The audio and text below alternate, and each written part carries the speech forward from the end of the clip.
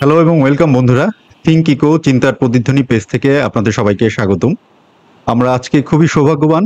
আজকে আমাদের মাঝে উপস্থিত হয়েছেন বাংলাদেশের একজন অন্যতম লেখক, সমাজ বিশ্লেষক, রাজনীতি বিশ্লেষক, গবেষক, মুক্তিযোদ্ধা জনাব আজিজুর রহমান আসাদ। আসাদ ভাইকে আমরা স্বাগতম জানাচ্ছি।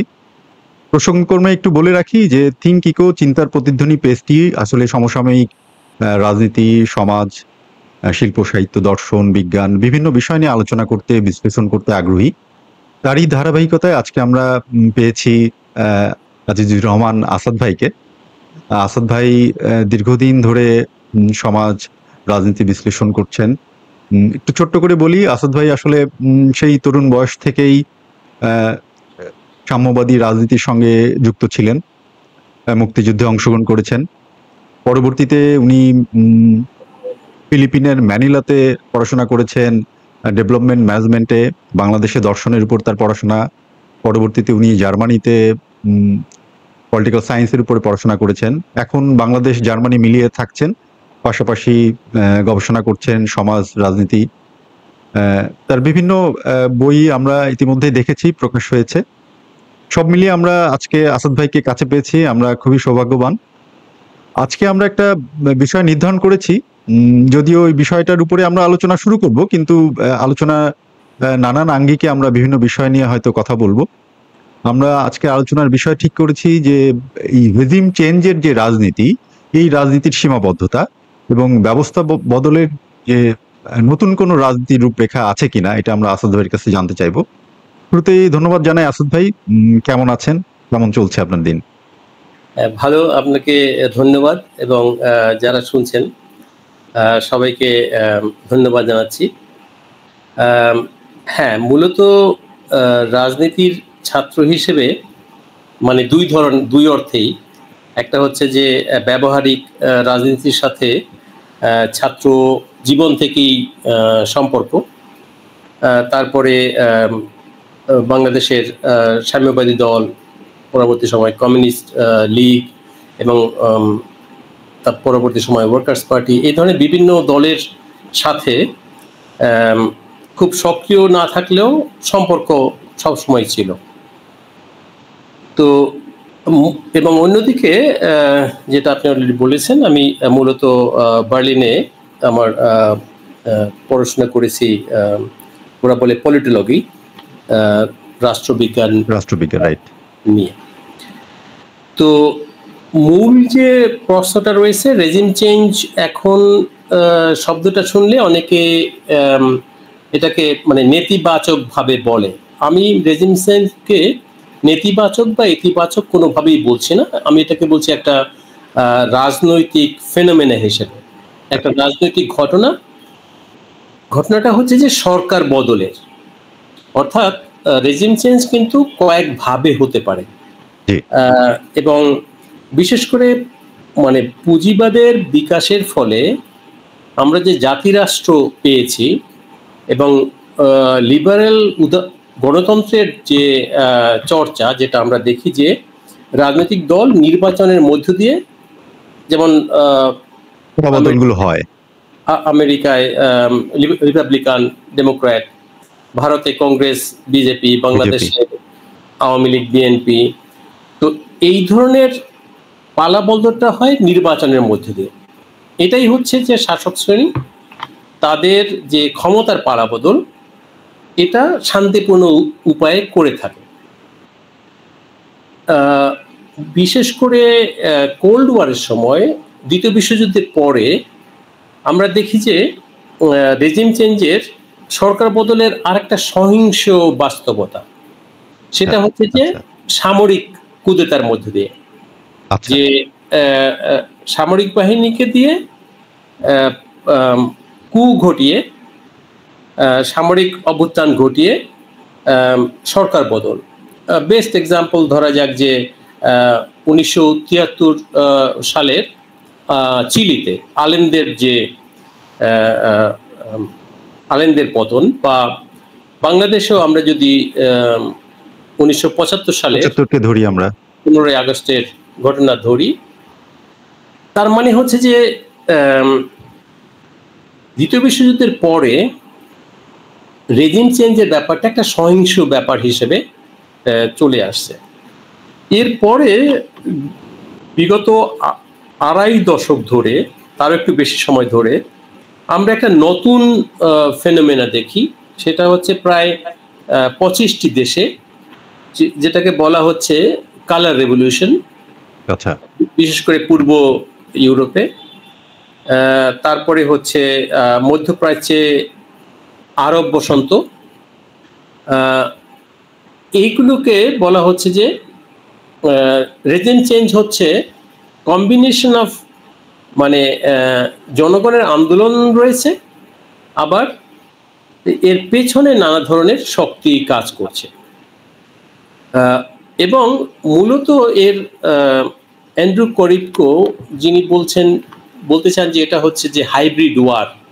অর্থাৎ এই রেজিম চেঞ্জটা হচ্ছে এখন যেটা দেখা যাচ্ছে বাংলাদেশে, মানে 2024-এ গত বছর যেটা হচ্ছে যে বিভিন্ন অ্যাক্টর শুধু জনগণ আন্দোলন করছে অথবা সামরিক বাহিনী কু করছে অথবা নির্বাচনের মধ্যে দিয়ে হচ্ছে তা না, রেজিমের বদল হচ্ছে কম্বিনেশন অফ মুভমেন্ট, একদিকে আন্দোলন রয়েছে, আরেকদিকে আবার বিদেশি বিভিন্ন সংগঠনের, বিশেষ করে এনজিওর, তারপরে বিদেশি অ্যাম্বাসির, তাদেরও ভূমিকা রয়েছে। বিশেষ করে গণ আন্দোলনের ক্ষেত্রে দুইটা চরিত্র দেখা যাচ্ছে। ধরা যাক যে 1986 সালে ফিলিপিন্সে যেটা ঘটে, যে এডসা মুভমেন্ট। এডসা মুভমেন্ট ছিল হচ্ছে যে জনগণের আন্দোলন, মানে রেজিম চেঞ্জ হয়েছে কিন্তু কোনো সহিংসতা হয়নি। অথবা ধরা যাক যে 1990-এর যে আন্দোলন, সেটারও চরিত্র হচ্ছে যে গণ আন্দোলন হচ্ছে, যেই গণ আন্দোলন এবং গণ আন্দোলনের একটা পর্যায়ে রেজিম চেঞ্জ ঘটেছে। তো কিন্তু বিগত আড়াই দশকে যে পরিবর্তনটা হচ্ছে রেজিম চেঞ্জে, সেটাকে ওই যে কালার রেভলিউশন, আরব বসন্ত, বা এই যে হাইব্রিড ওয়ার ইত্যাদি নামে যেটা মূলত বলা হচ্ছে যে দেশের অভ্যন্তরে যে পুঁজিবাদের সংকট, বেকারত্ব, দুর্নীতি, দ্রব্যমূল্য বৃদ্ধি, নানা কিছু রয়েছে, দারিদ্র বিশেষ করে। আর অন্যদিকে রয়েছে বৈশ্বিক ভূ রাজনীতি, অর্থাৎ বিশেষ করে কোল্ড ওয়ারের পরে পূর্ব ইউরোপে যে ন্যাটোর এক্সপানশন, সেটা একটা ভূমিকা পালন করেছে, যে ওই অঞ্চলগুলোতে ন্যাটোর আধিপত্য, শুধু তো ন্যাটোর আধিপত্য না, আসলে সাম্রাজ্যবাদী শক্তির আধিপত্য। তাহলে আমরা দেখি যে, বা সাম্রাজ্যবাদের ভূ রাজনীতি, মানে রাশিয়ার বিরুদ্ধে ন্যাটোর যে এক্সপানশন, সেটা, সেই ডাইনামিকটা রয়েছে। আর মধ্যপ্রাচ্যে এই অঞ্চলে রয়েছে যে নতুন গণতন্ত্রের নামে, বিশেষ করে লিবিয়াতে, সিরিয়াতে, ইরাকে, সেটা হচ্ছে যে এক ধরনের সামরিক বাহিনী, ইউএন। অর্থাৎ মূল কথা হচ্ছে যে ইদানিংকার গত আড়াই দশকের, 3 দশকের যে রেজিম চেঞ্জ, এখানে একদিকে আভ্যন্তরীণ সংকট যেমন রয়েছে, তেমনি আবার আন্তর্জাতিক ভূ রাজনৈতিক যে অ্যাক্টররা রয়েছে, এম্বাসি, এনইডি, আন্তর্জাতিক সংস্থা, এদেরও ভূমিকা রয়েছে। তাহলে আমরা দেখি যে পুঁজিবাদী সমাজে বিশেষ করে গণতন্ত্রের যে চর্চা, সেখানে একটা সংকট মানে খুব স্পষ্ট হয়ে আসছে। যে আগে যে শান্তিপূর্ণ উপায়ে ক্ষমতার পালাবদল হতে পারত, কিন্তু এখন শান্তিপূর্ণ উপায়ে বিভিন্ন দেশেই আর পালাবদল সম্ভব হচ্ছে না। যেমন ট্রাম্প আসার আগে, গতবারে আমরা জানি যে এমনকি আমেরিকাতেও মানে বিশেষ করে সংঘাত এবং নন স্টেট অ্যাক্টরদের মানে ভূমিকা দেখা গেছে। যে নির্বাচনের বাইরেও সহিংসতা এবং সংঘাত। তার মানে হচ্ছে যে পুঁজিবাদে যে রাজনৈতিক ব্যবস্থা, অর্থাৎ শান্তিপূর্ণ উপায়ে ক্ষমতার পালাবদলের যে গণতান্ত্রিক মানে পুঁজিবাদী গণতান্ত্রিক ব্যবস্থা, বুর্জোয়া লিবারাল ডেমোক্রেসি, সেটা আর ফাংশন করছে না। তো এই বাস্তবতায় প্রশ্ন, দুই ধরনের প্রশ্ন দেখা যাচ্ছে। একটা হচ্ছে যে লিবারেল বুদ্ধিজীবীদের প্রশ্ন হচ্ছে যে কিভাবে আবার এই গণতন্ত্রকে প্রতিষ্ঠা করা যায়, ফিরিয়ে আনা যায়। আর যারা সমাজ বদলের বা বিবর্তনের বা মার্ক্সবাদী দৃষ্টিকোণ থেকে দেখছেন, তারা দেখছেন যে এই সংকট থেকে বেরিয়ে আসা যাবে না যদি না এই সংকটকে মোকাবেলা করা না হয়। অর্থাৎ গণতন্ত্রের যে সংকট, সেই সংকট থেকে বেরিয়ে আসতে হলে আরো গণতন্ত্র দরকার। অর্থাৎ পুরনো ব্যবস্থার মধ্যে আর মানে এই সংকট মোকাবেলা করা যাচ্ছে না। তাহলে কারণ অর্থনৈতিক ব্যবস্থার যে সংকট তৈরি হয়েছে, হ্যাঁ, সেটা কি আবার অর্থনৈতিক ব্যবস্থার মূল সংকটটা হচ্ছে যে প্রযুক্তির বিকাশটা এমন পর্যায়ে পৌঁছেছে যে মানুষের যে মৌলিক চাহিদাগুলো, যেমন ধরে যাক খাবার, তারপরে শিক্ষার জন্য মানে যে ব্যবস্থা, আমরা যদি খাবারের উদাহরণ দিই তাহলে পৃথিবীতে এখন 8 বিলিয়ন মানুষ, কিন্তু 9 বিলিয়ন মানুষের খাবার উৎপাদন হচ্ছে। অর্থাৎ কিন্তু একই সঙ্গে আবার প্রতিদিন প্রায় 25,000 মানুষ না খেয়ে মারা যাচ্ছে। বিশেষ করে WFP, UNDP, 3টা অর্গানাইজেশনের, বিশেষ করে ওয়ার্ল্ডোমিটার, এই ওরা ডেইলি একটা ডাটা দেয়, ওয়ার্ল্ডোমিটার যে পেজ, ওখানে আরো অনেক ডাটা আসে কোন কোন খাতে কি, যেমন যুদ্ধের ক্ষেত্রে, ঔষধের ক্ষেত্রে, খাবারের ক্ষেত্রে কত খরচ হচ্ছে ইত্যাদি, পরিবেশের ক্ষেত্রে। তো যেটা হচ্ছে যে সংকটটা যেখানে দাঁড়িয়ে গেছে সেটা হচ্ছে যে এই ক্ষেত্রে আর মানে উৎপাদন হচ্ছে কিন্তু বাজার তো আর বাড়ছে না। তার মানে হচ্ছে যে পুঁজিবাদ একদিকে উৎপাদন হচ্ছে কিন্তু তার যেটাকে বলে রেট অফ প্রফিট, সেটা ফল করছে। অর্থাৎ পুঁজিবাদী বাজার ব্যবস্থা ফাংশন করছে না। এই যে বিশেষ করে কৃষির ক্ষেত্রে, কৃষি একটা অবস্থানে পৌঁছে গেছে যেখানে প্রয়োজনের চেয়ে অনেক অনেক বেশি উৎপাদন করতে হচ্ছে। পোশাকের ক্ষেত্র তাই হচ্ছে। তাহলে যেদিকে এরা মানে এগোনোর চেষ্টা করলো পুঁজিবাদ, সেটা হচ্ছে যে সার্ভিস সেক্টরের দিক থেকে, মানে কৃষি এবং শিল্প বাদ, মানে এটা তো মোরালেস স্যাচুরেটেড, তাহলে মানে ঢুকলো সার্ভিস সেক্টরে, যেখানে আমরা দেখি যে ট্যুরিজম একটা বড় খাত এবং এয়ারলাইন্স, বিভিন্ন বিনোদন ইত্যাদি সার্ভিস সেক্টরে। কিন্তু দেখা গেল যে এরও একটা বাজার সীমিত রয়েছে। তখন যে বিষয়টা সামনে আসলো সেটা হচ্ছে যে ওয়ার ইন্ডাস্ট্রি, অর্থাৎ যুদ্ধ ব্যবস্থার মধ্য দিয়ে যুদ্ধে বিনিয়োগের ব্যাপারটা দেখা গেল যে গত মানে গত 3 দশকে কৃষি এবং শিক্ষায়, কৃষিতে কমেছে, শিক্ষায় মোরালেস সমান সমান, কিন্তু দ্বিগুণেরও বেশি বিনিয়োগ হয়েছে অস্ত্র খাতে। তার মানে অস্ত্র বাণিজ্য যখন বাড়ছে, এর সাথে বাড়ছে, তাহলে বিভিন্ন জায়গায় যে আমরা যুদ্ধগুলো দেখছি এরও কিন্তু একটা অর্থনীতি রয়েছে। অর্থাৎ এই যে আমরা ইরাক ওয়ারে শুধু দেখি যে কেন অনৈতিকভাবে যে মাস ডিস্ট্রাকশন আছে, না উইপন অফ মাস ডিস্ট্রাকশন আসলে নাই, মিথ্যে কথা বলে কেন হলো, এই যে ইউক্রেনে কেন হলো, আমরা যে প্রশ্নগুলো করি যে যুদ্ধ নিয়ে, এর পেছনে কিন্তু একটা অর্থনৈতিক ব্যাপার কাজ করে। অর্থাৎ পুঁজিবাদ তার মুনাফার জন্য মানে সেক্টরগুলো খুঁজছে এবং যুদ্ধ অস্ত্র উৎপাদন এবং যুদ্ধ এখন একটা লাভজনক ব্যবসা হিসেবে দাঁড়িয়েছে। মূলত যদি আমরা পুঁজি বিনিয়োগের দিক দেখি তাহলে কৃষি বা অন্যান্য শিল্পের চেয়ে বিশেষ করে ফার্মাসিউটিক্যালস এবং এই যে এই যে যুদ্ধ অস্ত্র খাতে।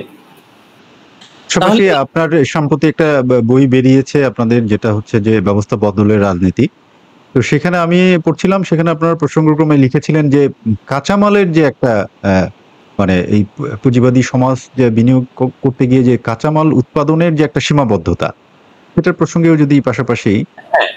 তার মানে হচ্ছে যে এই যুদ্ধের আরেকটা কারণ হচ্ছে যে এখন বিশেষ করে যে এআই টেকনোলজি, কমিউনিকেশন টেকনোলজি, এই জন্য যে ধরনের মিনারেল দরকার এটা খোঁজা হচ্ছে। যেমন মানে আমরা সবাই মোটামুটি জানি যে ইউক্রেনে ট্রাম্প এসে মানে রেয়ার আর্থ এটা নিয়ে চুক্তি করছে আর কি, যে আর্মস দেওয়া হবে কিন্তু তাদেরকে রেয়ার আর্থ দিতে হবে। তো এবং এর আরেকটা ইম্প্যাক্ট হচ্ছে পরিবেশের উপর, এবং পরিবেশের উপর মানে এই মাত্রায় হচ্ছে যে যেটা আমরা মানে সাধারণ আলোচনায় আসছে না, কারণ এটা হচ্ছে বিশেষ করে সামরিক খাতে যে বিনিয়োগ হচ্ছে এবং যে উৎপাদন হচ্ছে এবং যে যুদ্ধ হচ্ছে, এর ফলে যে পরিবেশের যে জলবায়ু পরিবর্তনের যে প্রভাব, এটা কিন্তু অনেক অ্যাক্সিলারেট করেছে, বিশেষ করে কার্বন CO2 এমিশনের যে ব্যাপারটা। তাহলে আমরা দেখি যে পুঁজিবাদের যে সংকট এমন একটা পর্যায়ে পৌঁছেছে যে এটার অর্থনৈতিক ক্ষেত্রে, রাজনৈতিক ক্ষেত্রে এবং সাংস্কৃতিক ক্ষেত্রে, বিশেষ করে আমরা যে নানা ধরনের ধর্মান্ধতার কথা বলছি, মৌলবাদের কথা বলছি, বিভিন্ন দাঙ্গার কথা বলছি, বর্ণবাদের কথা বলছি, বিশেষ করে ইউরোপে যে আবার সে নিউনাচিদের মানে ফিরে আসা, এখন সেকেন্ড মানে হাইয়েস্ট ভোট পেয়ে তারা মানে আসছে। তো পুরো এই সংকট থেকে আমরা কিভাবে আমরা এগিয়ে যাব, এটা হচ্ছে প্রশ্ন। এখন বুর্জোয়া বা পুঁজিবাদী মানে অর্থনীতিবিদরা যেটা বলার চেষ্টা করছেন লিবারাল, যে আমাদের গণতন্ত্রে মানে ব্যবস্থাটাকে আবার সংস্কার করতে হবে। কিন্তু এই সংস্কার আজকে আর এটা সংস্কারের পর্যায়ে আছে কিনা, এটা হচ্ছে প্রশ্ন, যে নাই। কারণ পুঁজিবাদের যে আভ্যন্তরীণ সংকট, পুঁজিবাদের যে লজিক, যে মুনাফার যে লজিক, এটা এমন মাত্রায় পৌঁছে গেছে যে দুনিয়ার প্রত্যন্ত অঞ্চলে, এবং এটা মানে সমাজকে, পুরো পৃথিবীকে একদিকে যুদ্ধের দিকে নিয়ে যাচ্ছে, যার পার্ট হচ্ছে এই রেজিম চেঞ্জ বিভিন্ন ধরনের বিভিন্ন জায়গার, আর একদিকে হচ্ছে যে পরিবেশের যে ধ্বংস।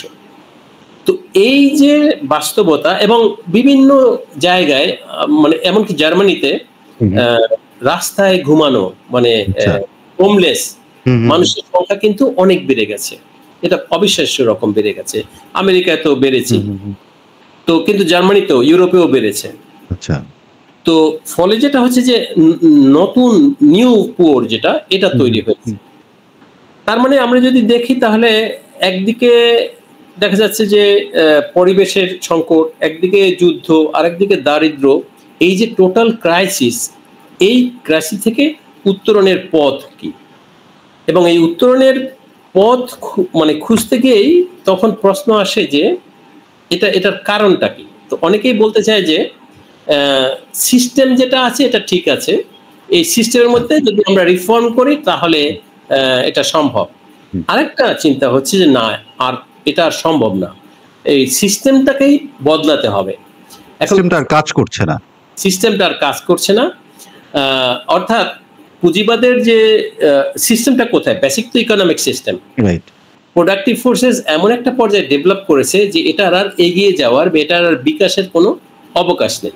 অর্থাৎ পুঁজি এখন যে fall of rate of profit যেটাকে বলবে, যে মুনাফার নিম্নগামী হার, এবং সে কারণে যুদ্ধ এবং অন্যান্য জায়গায় গিয়ে, এবং এই যে ট্যারিফ বাড়ানো আর কি, না ট্যারিফ কেন, কারণটা হচ্ছে যে আমেরিকায় যে মুনাফার হার কমে যাওয়া, এটাকে তারা মানে শুল্ক দিয়ে মেটাতে চাচ্ছে। অর্থাৎ বাইরে থেকে যাতে সে তার মানে অর্থনীতিতে বাইরের টাকাটা, সম্পদটা যায়।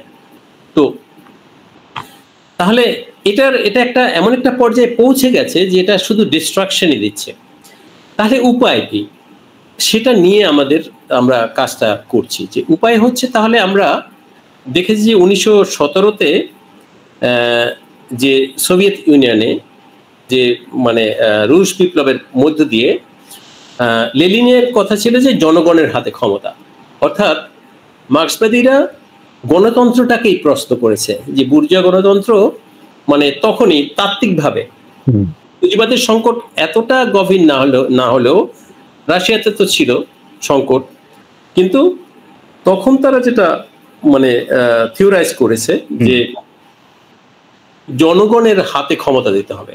এখন জনগণের হাতে ক্ষমতা কি, এখানেই প্রশ্ন আসছে যে লেনিন খুব স্পষ্ট করে তখন 1917-তে বলতে পেরেছিলেন যে সোভিয়েতের হাতে ক্ষমতা, অর্থাৎ শ্রমিকদের যে সমবায়গুলো, যে সংগঠনগুলো, তাদের হাতে ক্ষমতা। এটা মানে পার্টির হাতে না, আমলাতন্ত্রের হাতে না, পার্টি এই যে জনগণের হাতে ক্ষমতা। এবং মূল ধারণাটা কিন্তু ছিল যে জনগণের হাতে ক্ষমতা এবং পার্টি অগ্রগামী বাহিনী হিসেবে ভূমিকা পালন করবে, কিন্তু মূল ক্ষমতাটা হবে জনগণের হাতে থাকবে। জনগণের হাতে কিভাবে হবে? জনগণের এই যে গণক্ষমতার যে কাঠামো সোভিয়েত, এর মধ্য দিয়ে।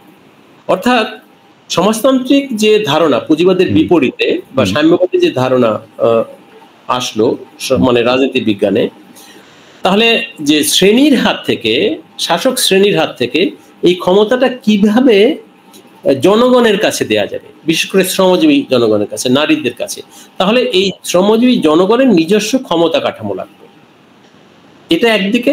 আরেকদিকে এর সাথে ট্রটস্কি বললেন যে বিশ্ব বিপ্লব, যে অব্যাহতভাবে মানে এক দেশে বিপ্লব করলেই হবে না, মানে বিশ্ব বিপ্লবের দিকে আন্তর্জাতিকতাবাদ, অর্থাৎ আন্তর্জাতিকভাবেই অন্যান্য দেশের বিপ্লবেও ভূমিকা রাখতে হবে, অর্থাৎ তাদের নিজেদের অভিজ্ঞতা শেয়ার নানা পদ্ধতিতে, যেটা কমিনটার্ন এবং কমিনফর্ম করেছে।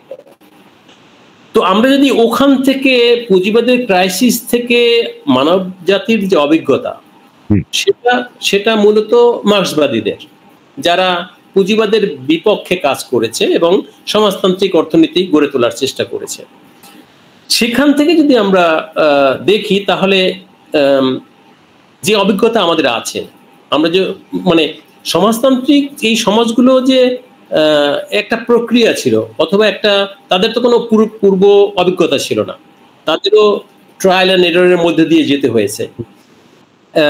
চীনে যেটা করতে পেরেছে সেটা হচ্ছে যে যুদ্ধ অবস্থার মধ্যে, জাপ বিরোধী যুদ্ধের মধ্যে, এবং একই সঙ্গে কুওমিন্টাংদের সাথেও মানে দ্বন্দ্ব ছিল চীনা কমিউনিস্ট পার্টি, তারা চলে গেল লং মার্চে প্রায় 10,000 কিলোমিটার, এবং তারা যেখানে গেল সেখানে কিন্তু মানে কৃষকদের সংগঠন গড়ে তুললো এবং সেখানে ল্যান্ড রিফর্ম করলো। অর্থাৎ সেখানেও কিন্তু সোভিয়েত ফর্ম না হলেও মানে লজিকটা কিন্তু একই ছিল, যে জনগণের সংগঠন জনগণের কাছে, হ্যাঁ, জনগণের কাছে যাবে, এবং পার্টি সেই জনগণ কিভাবে ক্ষমতা চর্চা করবে সেই ক্ষেত্রে ভূমিকাটা হচ্ছে পার্টি ম্যানেজার হিসেবে, জনগণের অগ্রগামী বাহিনী হিসেবে ভূমিকা পালন করবে, কিন্তু ক্ষমতাটা হচ্ছে জনগণের হাতে, যেটাকে মাও সেতুং নাম দিলেন নয়া গণতন্ত্র বা জনগণতন্ত্র। যে পুঁজিবাদের বিকাশ চীনে হয়নি, জনগণের পার্থক্য ছিল রাশিয়ার সমাজতন্ত্রের সাথে, যে এখানে তাহলে দেশীয় যে ছোট ব্যবসায়ী, জাতীয় যে পুঁজিপতি, এদেরকেও সাথে নিতে হবে, অর্থাৎ মিত্র করতে হবে, অর্থাৎ যুক্ত ফ্রন্ট করতে হবে। তো আমরা যদি এখন অল্টারনেটিভ হিসেবে এটাকে ধরি, সমাজতান্ত্রিক ব্যবস্থাটাকে যদি আমরা চিন্তা করতে পারি যে পুঁজিবাদের এই সংকট থেকে, কারণ সমাজ তো বিবর্তিত হচ্ছে, আমরা চাইলেও মানে সামন্তবাদ টিকে থাকেনি, মানে দাস সমাজ টিকে থাকবে, পুঁজিবাদও টিকে থাকবে না। তো আমরা যদি সচেতন হই, তাহলে আমরা এই সিস্টেমটাকে আগামীতে কোথায় যাবে, এবং এই যে একটা শ্রেণীর হাতে গণতন্ত্র, তারা সিদ্ধান্ত নিচ্ছে পার্লামেন্টে বসে, এটাকে আমরা কিভাবে জনগণের হাতে দিতে পারি, যাতে জনগণ সিদ্ধান্ত নিতে পারে সব ব্যাপারে। এখন অনেকেই প্রশ্ন করে যে জনগণ তো মানে 18 কোটি মানুষ কিভাবে সিদ্ধান্ত নেবে। এরও কিন্তু কিছু মানে অভিজ্ঞতা আমাদের রয়েছে, দুই ধরনের অভিজ্ঞতা। একটা হচ্ছে যে মানে মেক্সিকোতে জাপাতিস্তায় জাপাতিস্তাদের ওরা কিন্তু সিদ্ধান্ত নিয়েছে সবাই মিলে, অর্থাৎ ওখানে যে আন্দোলনের ওখানে কিন্তু সবাই মিলে মানে কনসেনসাসের ভিত্তিতে, ভোটাভুটির ভিত্তিতে কনসেনসাস হয়েছে এবং সেই কনসেনসাস পার্টিও মেনে নিয়েছে, জনগণের ফোরামগুলোতে কনসেনসাস হয়েছে। আরেকটা ভেনেজুয়েলায় যেটা করেছে সেটা হচ্ছে যে গণভোট, মানে বিভিন্ন বিষয়ে জনগণের কাছ থেকে যে সিদ্ধান্তগুলো নিয়েছে। তাহলে গণতান্ত্রিক যে চর্চা, এটা 5 বছরে একবার ভোট না রেখে গণতন্ত্রকে আরো কিভাবে সম্প্রসারিত করা যায় এবং জনগণের কাঠামো কিভাবে গড়ে তোলে, জনগণ কিভাবে, মানে আজকের দিনে তো এটা সহজ, মানে স্মার্টফোন রয়েছে, যে কোনো বিষয়ে এই যে চুক্তি হবে কি হবে না, মানে নন ডিসক্লোজার চুক্তি আপনি জিজ্ঞেস করতে পারেন, মানে অন্য কিছু লাগে না, শুধু ওই যে মোবাইল ফোনেই বাংলাদেশের মানুষ এই মানে তাদের মতামত দিতে পারে। তার মানে এখন প্রযুক্তি যেখানে এগিয়েছে, গণতান্ত্রিক চর্চার অনেকগুলো সুযোগও কিন্তু এই যোগাযোগ প্রযুক্তি বাড়িয়ে দিয়ে তৈরি করেছে। তো ফলে মানে যেটা মানে আমাদের যেটা মানে মৌলিক প্রশ্ন সেটা হচ্ছে যে এই যে সিস্টেম রয়েছে এটাকে নিয়ে আবার আন্দোলন, আবার রেজিম চেঞ্জ, এই লাইনে না ভেবে আমাদের এগিয়ে যাওয়া দরকার, গণতন্ত্রকে বিকশিত করা দরকার, জনগণের গণতন্ত্রে নিয়ে যাওয়া দরকার এবং যে সংকটগুলো রয়েছে পুঁজিবাদের, অর্থাৎ মানে উৎপাদন ভোগ মানে মুনাফার জন্য না হয়ে এটা হতে হবে ভোগের জন্য। এবং আমরা যদি মানে সমাজতান্ত্রিক উন্নয়নের প্রশ্নের কথা বলি তাহলে উন্নয়ন হতে হবে মানুষ কেন্দ্রিক, ভোগবাদী মানে বস্তু কেন্দ্রিক, মানে ভোগ সর্বস্ব এই যে বাজারের জন্য উৎপাদন না, উৎপাদনটা হতে হবে মানুষ কেন্দ্রিক। এখানেই প্রশ্ন, তাহলে হোল সিস্টেমের চেঞ্জটা মানে কিন্তু শুধু অর্থনৈতিক চেঞ্জ না, রাজনৈতিক চেঞ্জ পরিবর্তন এবং সাংস্কৃতিক পরিবর্তন, অর্থাৎ শিক্ষা এবং সংস্কৃতির ক্ষেত্রে এমনটা হওয়া দরকার। মানে আজকে আসলেই ইউরোপে যে প্রশ্নটা এসছে এই যে বেসিক ইনকাম, মানে ওয়েলফেয়ার স্টেট থেকে তারা কিন্তু আরেকটা ধাপে এগোতে চায়, পুঁজিবাদী ব্যবস্থার মধ্যে তাদের প্রেসক্রিপশন হচ্ছে ইউনিভার্সাল বেসিক ইনকাম, সবাইকে একটা বেতন দেওয়া হোক। এবং এটা নিয়ে অনেক গবেষণা বিভিন্ন জায়গায় হয়েছে, আফ্রিকাতেও হয়েছে, জার্মান পার্লামেন্টেও এটা নিয়ে আলোচনা হয়েছে। কিন্তু এখানে যেটা সমস্যা হচ্ছে সেটা হচ্ছে যে আপনি একদিকে এটা দিলেন কিন্তু পুঁজিবাদের যে সংকট, অর্থাৎ যুদ্ধ, পরিবেশ, এইগুলো তো তাহলে সলভ করা যাচ্ছে না শুধু বেতন দিয়ে, সংকটগুলো থেকেই যাচ্ছে। তাহলে গোটা সংকটকেই, গোটা ব্যবস্থাটাকেই যদি আমাদের বদল করতে হয় তাহলে কিভাবে হবে সেই আলোচনাটা আমরা, মানে প্রথম কথা হচ্ছে যে ব্যবস্থাটাকে বদলাতে হবে। এই ব্যবস্থার মধ্যে শুধু সরকার বদল করে করে গত মানে বাংলাদেশে তো আমরা 50 মানে পেরিয়ে গেলাম, আমরা দেখলাম, এবং আন্দোলনের চরিত্রটাও আমরা দেখলাম। এই যে মানে রাজনৈতিক দলগুলো বিভিন্ন জায়গায় গিয়ে আন্দোলন করছে, এই আন্দোলনের ভূমিকাটা কি? আসলে পুলিশের সাথে মারামারি হচ্ছে, এই যে মারাও যাচ্ছে গুলিতে, আন্দোলনের ফলে কি হচ্ছে? মানে এটা অনেকটা হচ্ছে যে প্রেসার কুকার এফেক্ট। ক্ষোভ আছে, এই ক্ষোভটা মানে গিয়ে প্রকাশ হলো। আমি কিন্তু বলছি না যে আন্দোলনের প্রয়োজন নেই, কিন্তু আন্দোলনের লিমিটটা আমাদের বোঝা দরকার, সীমাবদ্ধতাটা বোঝা দরকার। সেটা কোন লক্ষ্যে আন্দোলনটা হচ্ছে? এটা কি ব্যবস্থা বদলের লক্ষ্যে নাকি কোনো একটা দাবির লক্ষ্যে? সেই দাবি যদি সেই সিস্টেম থেকে আসে তাহলে তো সেই দাবি পূরণ করতে পারবে না এই এই এই সরকার বা এই ব্যবস্থা। সুতরাং এমন দাবি করা উচিত না যেটা মানে বাস্তবায়নযোগ্য না, কারণ তাদের শ্রেণী সীমাবদ্ধতা রয়েছে, সিস্টেমিক সীমাবদ্ধতা রয়েছে। মানে আমি যদি এভাবে উদাহরণ দেই যে মানে বাবা আর ছেলে ছিল, মানে দাদা বাবা, এদের মানে 2 রুমের ঘরে টিনের চালে থেকেছে। কিন্তু এখন ছেলে মেয়ে অনেক বেশি হয়ে গেছে, ওই টিনও ঘরও এখন পুরনো হয়ে গেছে, ওটা আর চলছে না। এটাকে ভেঙে ওই সব পরিবারের সদস্যদেরকে যদি জায়গা দিতে হয়, তাহলে পুরনো ঘরে আর সম্ভব না।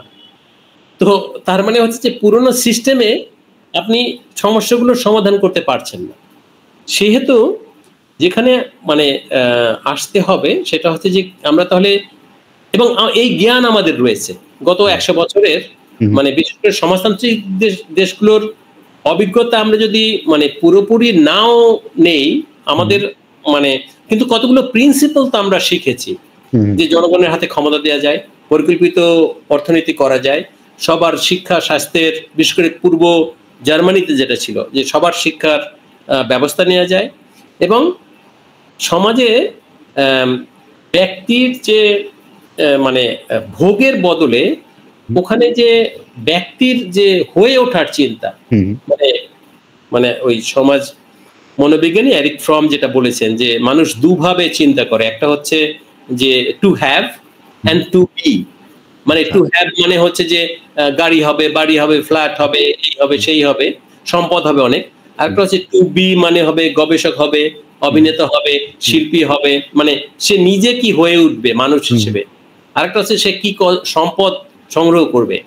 তো পুঁজিবাদ যেটা দিচ্ছে সেটা হচ্ছে যে সম্পদ সংগ্রহ করার যে ভ্যালুজ, যে সংস্কৃতি, সেখানে মানুষ কি হয়ে উঠবে, বিজ্ঞানী, শিল্পী, অভিনেতা, মানে মানুষ নিজে কি হয়ে উঠতে চায়, তাহলে এই ধরনের একটা সংস্কৃতি, এই ধরনের একটা শিক্ষা প্রয়োজন। তার মানে পুরনো সিস্টেমে, সাংস্কৃতিক সিস্টেমেও কিন্তু এই যে মানুষ হয়ে ওঠার যে ব্যবস্থা সেটা সম্ভব না। তার মানে গত 100 বছরে আমরা অনেকগুলো কিন্তু অভিজ্ঞতা, বিশেষ করে শিক্ষাক্ষেত্রেও সমাজতান্ত্রিক দেশের দেখেছি, যেগুলো থেকে অনেক কিছু গ্রহণ করা যায় এবং বাংলাদেশের বাস্তবতায় প্রয়োগ করা যায়। তো আমি যদি আমার আলোচনাটা মানে গুছিয়ে আনি, তাহলে যে পুঁজিবাদের যে সংকট, এই সংকট থেকে ব্যবস্থাটা এমন একটা মাত্রায় গিয়েছে যে এই সংকট সংস্কারের যোগ্য আর নেই। এটাকে, এই ব্যবস্থাটাকে বদলাতে হবে এবং একটা নতুন ব্যবস্থায় যেতে হবে। এবং গণতন্ত্রের যে সংকট, সেটা গণতন্ত্র না দিয়ে ওই যে সামরিক বাহিনী বা স্বৈরাচার ইত্যাদি দিয়ে হবে না। জনগণের হাতে গণতান্ত্রিক ক্ষমতা দেওয়ার মধ্য দিয়েই গণতন্ত্রকে সম্প্রসারণ করতে হবে, জনগণ গণতন্ত্র করতে হবে। অর্থনীতির ক্ষেত্রে এটা মানুষের যে প্রয়োজনগুলো রয়েছে, তার সৃজনশীল বিকাশের জন্য যা যা প্রয়োজন, সেই ধরনের একটা মানে অর্থনীতি লাগবে। অলরেডি আমাদের প্রযুক্তির বিকাশ ওই পর্যায়ে ঘটেছে যে মানুষের মৌলিক চাহিদাগুলো পূরণ করা আজকে সম্ভব, তার চেয়ে বেশি উৎপাদন হচ্ছে। এবং সাংস্কৃতিকভাবে একজন ব্যক্তি মানুষ কিভাবে মানুষ হয়ে উঠবে, সে কিভাবে বিকশিত মানুষ হয়ে উঠবে, তার সম্ভাবনাগুলো কিভাবে বিকশিত হবে, সেই ধরনের একটা সাংস্কৃতিক, পরিবারে, স্কুলে, সমাজে সেই ধরনের একটা সাংস্কৃতিক পরিমণ্ডল, সৃজনশীল পরিমণ্ডল আমাদেরকে দিতে হবে। তো এটাই হচ্ছে মূলত যে রেজিম চেঞ্জের মধ্যে যদি আমরা আটকে থাকি, পরবর্তী যে রেজিম আসবে সে এই পুঁজিবাদী ব্যবস্থাকেই রিপ্রোডিউস করবে, পুনরুৎপাদন করবে, মানে ক্রাইসিস থেকে বেরিয়ে যেতে পারবে না। তো ক্রাইসিস থেকে বেরিয়ে যেতে হলে আমাদের ব্যবস্থা বদলের রাজনীতিটা দরকার। ব্যবস্থা বদলের রাজনীতি হলে আমাদের শ্রমজীবী জনগণের, নারীদের, এদের যে সাংগঠনিক কাঠামো দরকার, এদের গণতন্ত্র চর্চার, এদের সমবায়ী সংগঠন দরকার। সোভিয়েত বলি, কমিউন বলি, সমবায় বলি, পঞ্চায়েত বলি, যে ভাষায় আমরা বলি না কেন, জনগণের মানে সংগঠন দরকার, জনগণের নিজস্ব পরিকল্পনা দরকার, এবং জনগণের গণতান্ত্রিক যে অংশগ্রহণ, জাতীয় বিভিন্ন ধরা যাক বাজেটে, জাতীয় বিভিন্ন নীতি নির্ধারণে জনগণের অংশগ্রহণ দরকার, এবং সেই প্রযুক্তি আমাদের রয়েছে। তো আমরা যেটা বলছি সেটা ইউটোপিয়ার ব্যাপার না। আর 1917 আগে এটা হয়তো মনে হতো যে ইউটোপিয়া, কারণ সমাজতন্ত্র তো নাই। কিন্তু এখন সমাজতন্ত্রের দেখেছি এমনকি 17 বছর পরে সেই সমাজতন্ত্র তো আবার মানে বিলুপ্ত হয়েছে, মানে প্রাথমিক সমাজতন্ত্র এখন আমরা চায়নাতে দেখছি। তার মানে পৃথিবী একটা পরিবর্তনের মধ্যে দিয়ে যাচ্ছে, যেখানে সমাজতান্ত্রিক পরীক্ষা নিরীক্ষাগুলো হচ্ছে। তো তাহলে আমাদের যেটা প্রয়োজন, আমরা যদি ব্যবস্থা বদলের রাজনীতিকে মানে গুরুত্ব দেই, সেটাকে যদি সামনে নিয়ে আসতে পারি, তাহলেই আমরা বাংলাদেশের যে আজকের যে সংকট তার একটা দীর্ঘমেয়াদী এবং এই সংকট থেকে উত্তরণের একটা কার্যকর পথ বলে আমরা মনে করি। ধন্যবাদ আসাদ ভাই, আপনি দীর্ঘক্ষণ বিষয়টি বললেন। আমি যতটুকু বুঝতে পারলাম সেখান থেকে আমার কিছু প্রশ্ন আসলে তৈরি হলো। প্রথম কথা হচ্ছে যে আমরা ধরুন 1971 সালে একটা নতুন দেশের যাত্রা শুরু করেছিলাম। একটা মুক্তিযুদ্ধের মাধ্যমে আমরা একটা নতুন দেশ পেয়েছি। সেই সময় আমাদের সাধারণ মানুষের, তরুণ বলেন, শ্রমিক বলেন, কৃষক বলেন, মধ্যবিত্ত, সবার একটা আকাঙ্ক্ষা তৈরি হয়েছে আমাদের একটা নতুন দেশ। আমরা ভাষার জন্য লড়াই করেছি। পাকিস্তানি শাসন আমলে আমরা যেসব বিষয়ে আমরা বঞ্চিত হচ্ছিলাম অর্থনৈতিকভাবে, সেসব জিনিসগুলো এখন আর থাকবে না। আমরা একটা স্বাধীন দেশে বসবাস করব। সেটা খুব একটা আমাদের কাজ করেনি। আমরা সেই আকাঙ্ক্ষা আমাদের রাষ্ট্র জীবনে, আমাদের রাজনৈতিক জীবনে, অর্থনৈতিক জীবনে খুব একটা প্রতিফলিত হতে দেখিনি। তার মধ্যে দিয়ে আপনি যেটা বললেন যে রেজিম চেঞ্জের ব্যাপারটা আমরা আবার খেয়াল করলাম যে 75 সালে সেনাবাহিনী এর মাধ্যমে আবার ক্ষমতা দখল হয়ে গেল। তার পরবর্তীতে আমরা সেনা শাসন দেখলাম বেশ কয়েক বছর। তারপরে আমরা আবার একটা রেজিম চেঞ্জ দেখলাম, যেটা হচ্ছে 90-এর গণ আন্দোলন। তার মাধ্যমে আমরা একটা গণতান্ত্রিক প্রসেসে আমরা যাত্রা শুরু করলাম। সেটাও আমরা একটা সময় গিয়ে আসলে আমরা কাজ করলো না। আমাদের যে আকাঙ্ক্ষাগুলো সেগুলো আসলে আর ধারণ করতে পারছে না, কিংবা আমাদের আকাঙ্ক্ষাগুলো তারা বাস্তবায়িত করতে পারছে না। পরবর্তীতে আবার আন্দোলন শুরু হলো। আপনি জানেন যে আমাদের নির্বাচন নিয়ে একটা আন্দোলন হলো। সেই আন্দোলনে আবার ক্ষমতার পট পরিবর্তন হলো। এই বিভিন্ন সময়ে যে ক্ষমতার পট পরিবর্তনগুলো হচ্ছিল, মানুষের আকাঙ্ক্ষা তৈরি হচ্ছিল, কিন্তু আসলে এই সময়ে রাজনৈতিক দলগুলো তারা ক্ষমতার আন্দোলনগুলো করছিলেন, কিন্তু আসলে মানুষের আকাঙ্ক্ষাগুলো কখনোই তারা পরিবর্তন করতে পারছিলেন না। তো এইটা আমি একই সঙ্গে বলবো যে আমাদের দেশে আপনি জানেন যে প্রচলিত রাজনীতির বাইরে আমাদের বাম ধারার যে রাজনৈতিক দলগুলো রয়েছে, অসংখ্য দলগুলো আছে, ক্ষুদ্র ক্ষুদ্র দলগুলো আছে। আপনি যে কথাগুলো বললেন, তারা এই রাজনীতি, এই দর্শনের, এই অর্থনৈতিক চর্চাগুলো দীর্ঘদিন ধরে করছে। আপনি জানেন যে সেই 60-এর দশকে কিংবা আপনারা যখন শুরু করেছিলেন তখন যেই বামপন্থী রাজনৈতিক দলগুলোর যে শক্তি ছিল, এখন সেই শক্তি একেবারেই নেই বলা যায়, এবং সমাজে, রাষ্ট্রে তাদের প্রভাব খুবই কম, খুবই সীমিত।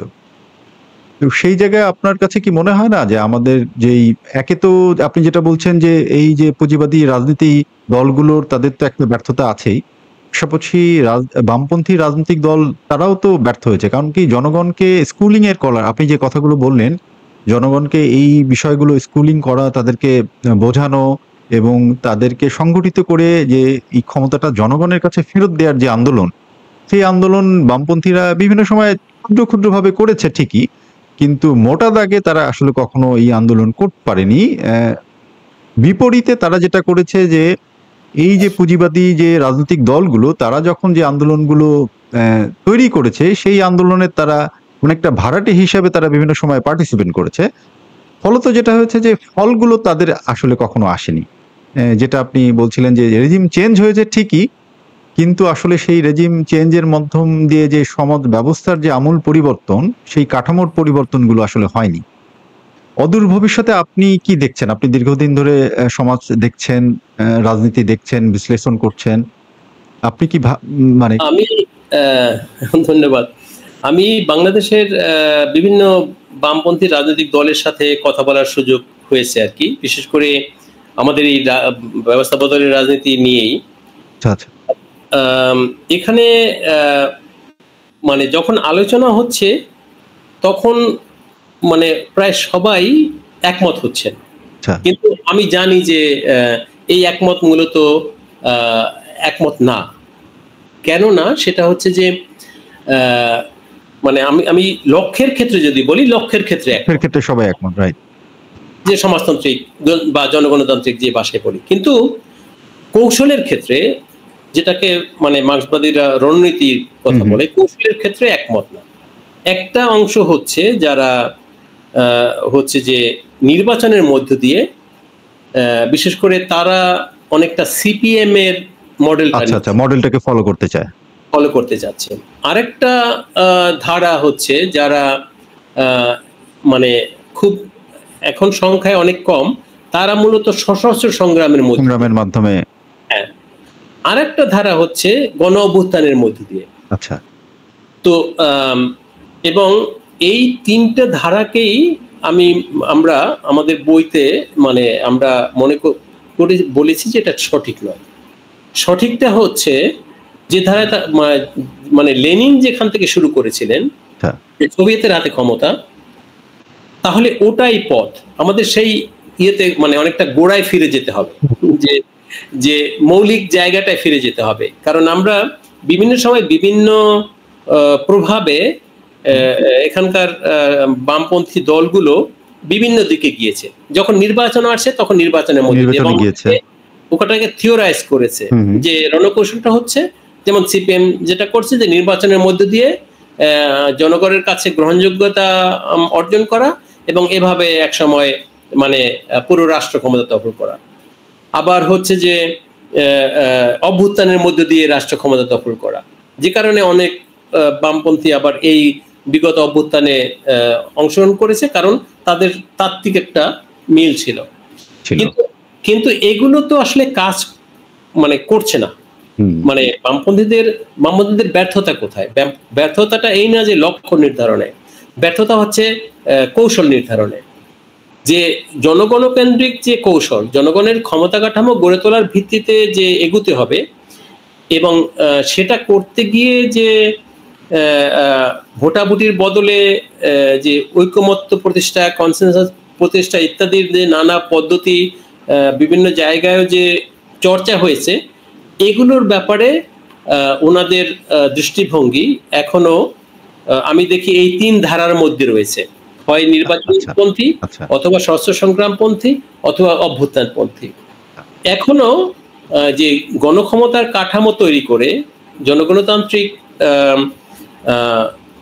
বিপ্লব যে জনগণ করবে এবং পার্টি তার অগ্রভাগে থাকবে, এই পদ্ধতির ব্যাপারে এখনো যথেষ্ট পরিষ্কার হয়নি আর কি। তো এখানেই মানে আমাদের প্রচেষ্টাটা হচ্ছে ওটা, আমরা যখন আলোচনা করছি আমরা মূলত জোর দিচ্ছি এই যে রণনৈতিক লাইনের উপর, কৌশলের উপর, যে কি কৌশলে জনগণের গণতন্ত্র কি কৌশলে অর্জন করা যাবে, সমাজতান্ত্রিক অর্থনীতি কি কৌশলে অর্জন করা যাবে, এবং জাতীয় অর্থনীতির বিকাশ কি কৌশলে অর্জন করা যাবে। এবং কৌশলটা হচ্ছে জনগণের ক্ষমতা কেন্দ্রিক, জনগণের গণক্ষমতা কাঠামো তৈরি করে সোভিয়েতের মতো, কমিউনিস্টের মতো, তার ভিত্তিতে এগোতে হবে। কারণ একই ভুল আমরা দেখছি সিপিএম এর ক্ষেত্রেও, এটাকে আমরা ভুল বলছি যে সিপিএম এ যে মানে এতদিন ক্ষমতার থাকার পরেও আবার সেই বিজেপি এবং তৃণমূল, এবং হয়তো তৃণমূল গেলে বিজেপি, এর কারণটা কি? এবং আমাদের বিশ্লেষণ হচ্ছে যে ওখানেও যদি গণক্ষমতার কাঠামো পার্টি গড়ে তুলত তাদের মতো করে, তার বদলে তারা পঞ্চায়েতের মধ্যে প্রতিযোগিতা করতে গিয়েছে, অর্থাৎ বুর্জোয়া লিবারাল ডেমোক্রেসির চর্চা হয়েছে। এই সমালোচনাটা আমরা করছি, এবং বাংলাদেশেও যে বামপন্থী সংগঠনগুলোর ব্যাপারে এই সমালোচনাটা আমরা করছি, যে যে কৌশলের কথা বলা হচ্ছে, মানে নির্বাচন, সশস্ত্র সংগ্রাম অথবা অভ্যুত্থান, এটা কোনো কার্যকর কৌশল না। কার্যকর কৌশল হচ্ছে যে, কারণ এটা যদি নির্বাচন আসে, অবশ্যই আপনি আপনার বক্তব্য নিয়ে নির্বাচনে অংশগ্রহণ করতে পারেন, নাও করতে পারেন, মানে আপ টু ইউ। যদি 1971 সালে তো আওয়ামী লীগ মানে মুক্তিযুদ্ধ করেছে, তারা তো মানে সশস্ত্র সংগ্রামের পার্টি ছিল না, কিন্তু বাস্তবতা বাধ্য করেছে। তো বাস্তবতা যদি হয়, সেটা জনগণ যুদ্ধ করবে, এটা জনযুদ্ধ হবে, জনগণের। হ্যাঁ, তো ওই মানে শাসক শ্রেণী বা সাম্রাজ্যবাদ যদি যুদ্ধ চাপিয়ে দেয়, সেই যুদ্ধটা তো জনগণকে করতে হবে, এটা তো আর পার্টি করবে না। তো সে কারণেই জনগণের গণক্ষমতা কাঠামোটা হচ্ছে আমাদের কৌশলের কেন্দ্রবিন্দু, মূল কোর ইস্যুটা হচ্ছে জনগণের ক্ষমতা কাঠামো। ধন্যবাদ আসাদ ভাই আপনাকে। এখন প্রেজেন্ট কনটেক্সটে আমার কিছু প্রশ্ন, সেটা হচ্ছে যে আপনি তো দেখছেন বাংলাদেশের চলমান রাজনীতি, সমাজ, আপনার কাছে কি মনে হয় সামনের দিনগুলো কেমন যাবে? নির্বাচন কি আসলে হচ্ছে? আমার মানে ধারণা হচ্ছে যে আসলে ভবিষ্যৎ ওই যেটা বলেছে যে ভবিষ্যৎ সম্পর্কে প্রেডিকশন নিয়ে, যে best way to predict the future is to create it. আচ্ছা। মানে ভবিষ্যৎ প্রেডিক্ট করা মানে তৈরি করা। তো আমি মনে করি যে যেভাবে চাপ বাড়ছে নির্বাচনের জন্য, তাতে এই অন্তর্বর্তী সরকারকে নির্বাচন দিতে হবে। কারণ এটা তো শুধু তাদের উপর ইচ্ছের উপর নির্ভর করে না, বা যারা এর পেছনে রয়েছে তাদের উপর নির্ভর করে না, নির্ভর করে জনগণের মানে বা রাজনৈতিক দলের ভূমিকার উপর। তো রাজনৈতিক দল যদি ভূমিকা পালন করতে পারে, যদি প্রেশার যেভাবে তৈরি হচ্ছে এটা যদি মানে আরো চাপ বৃদ্ধি হতে থাকে, তাহলে অবশ্যই তাদেরকে নির্বাচন দিতে হবে। যদিও নির্বাচনের বিপক্ষে প্রচুর ফোর্সেস রয়েছে, কিন্তু আমি মনে করি যে বাংলাদেশের জনগণ নির্বাচন চায়, কারণ এই ধরনের একটা অসুস্থ অবস্থা থেকে সে অ্যাটলিস্ট মানে অনেকটা হচ্ছে যে মাথা ঘুরাচ্ছে, এখন প্যারাসিটামল খেয়ে ঠিক হতে হবে। তো নির্বাচনটা হচ্ছে অনেকটা ওইরকম যে হাফ ছেড়ে বাঁচতে চায় আর কি। হ্যাঁ, হাফ ছেড়ে বাঁচতে চায়। ফলে এবং এটা যদি নির্ভর করছে নির্বাচন হবে কি হবে না, নির্ভর করছে আসলেই যে রাজনৈতিক দলগুলো বা জনগণ এটা ক্রিয়েট করতে পারে কিনা ওই ফিউচার, অর্থাৎ নির্বাচনের জন্য চাপ বাড়াতে পারে কিনা। যদি চাপ বাড়ে তাহলে নির্বাচন দিতে বাধ্য। আচ্ছা, পাশাপাশি আরেকটা জিনিসও আপনি লক্ষ্য করেছেন কিনা জানি না, যে এই রেজিম চেঞ্জের পরে আমরা কিন্তু কিছুটা হলেও দেখছি যে দক্ষিণপন্থী যেসব রাজনৈতিক দলগুলো তাদের একটা উত্থান দেখা যাচ্ছে।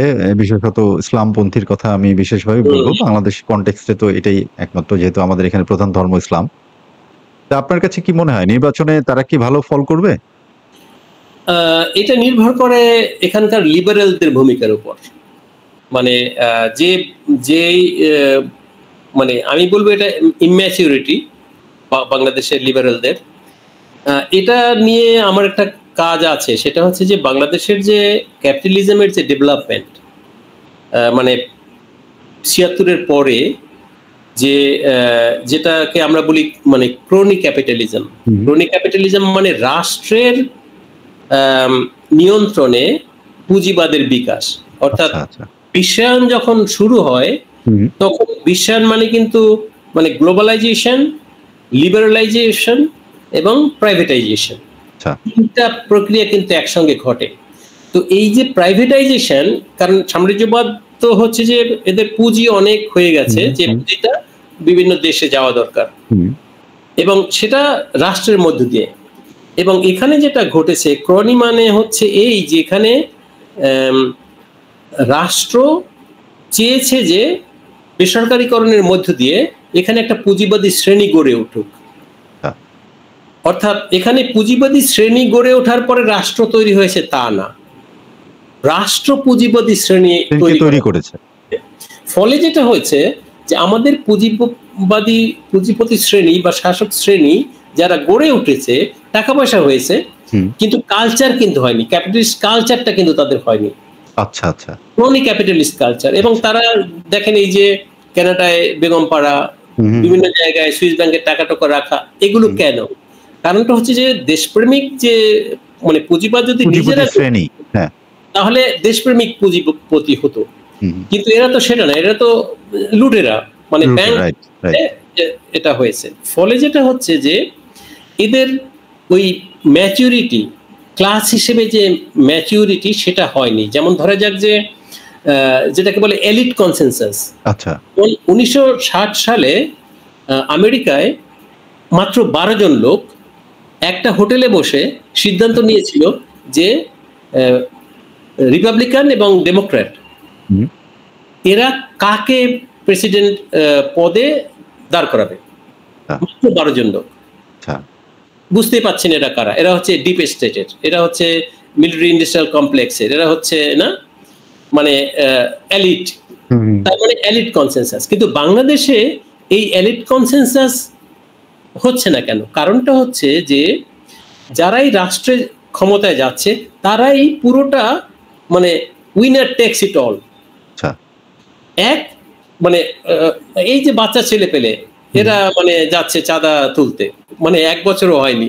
না, তার মানে হচ্ছে যে এখানকার লুম্পেন ক্যারেক্টার, লুটেরা ক্যারেক্টার, এবং এর ফলে যেটা হচ্ছে যে মানে এলিট কনসেনসাসটা এখানে হয়নি, যে কারণে রুলিং ক্লাস কিন্তু আওয়ামী লীগ বিএনপি তারা কিন্তু সিদ্ধান্ত নিতে পারেনি যে নির্বাচনটা করবে, তত্ত্বাবধায়ক সরকারে হতে পারেনি, মানে একমত হতে পারেনি, সংবিধানে একমত হতে পারেনি। তো কারণটা কি? কারণটা হচ্ছে যে লেভেল অফ ম্যাচুরিটি দরকার একটা ক্লাসের, বুর্জোয়া ক্লাসেরও, সেটাও কিন্তু এখানে হয়নি।